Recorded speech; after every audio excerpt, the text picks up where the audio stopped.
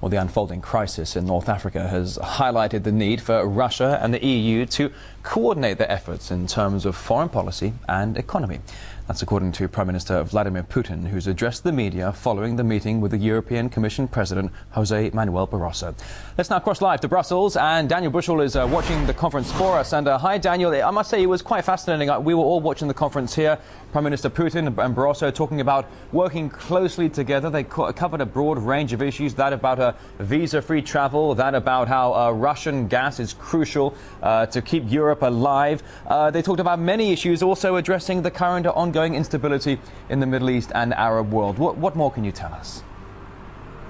Well, the obviously Arab question is dominating world affairs at the moment, and this was no exception. Although Vladimir Putin has kept his powder dry on the issue up till now, that's allowed him to avoid the embarrassment of some EU bigwigs. Foreign Minister of Britain, William Hague, saying Muammar Gaddafi is in Venezuela, just before Gaddafi gave a speech in Tripoli, for example. But now he has come out with a passionate plea for foreign powers to stay out of the conflict, in so much as to allow the democratic process and the people to elect their own leaders in that region themselves. He gave several examples of how interference has brought the reverse effect of what the West wanted, Hamas being one such organization, democratically elected and then put on the terrorist list as soon as they were elected.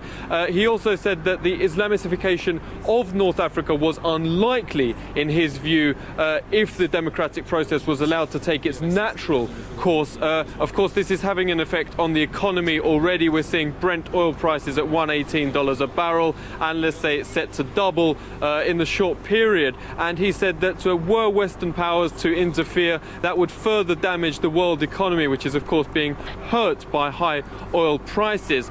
We've seen the economy suffering already, and so let's listen to what Vladimir Putin had to say on the issue exactly.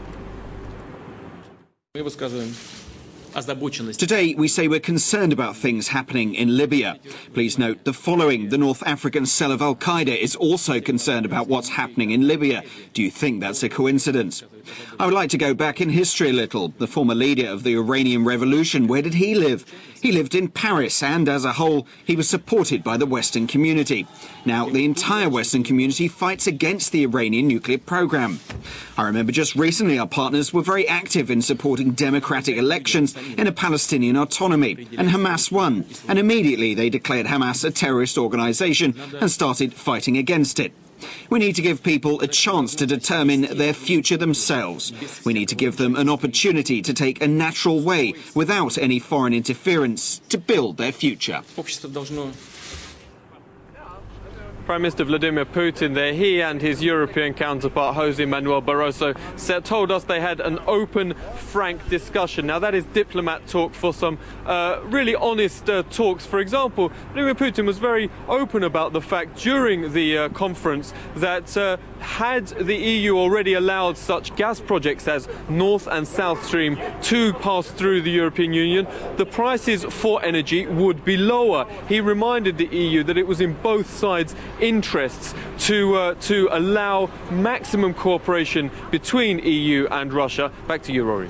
Indeed, the Russian Prime Minister was very straightforward in what he had to say about the ongoing gas deals, the so-called third energy packet. But as you were saying, at the end of the day, both Barroso and Putin saying that today's meetings had been extremely constructive. Daniel Bushell, live in Brussels. Thank you.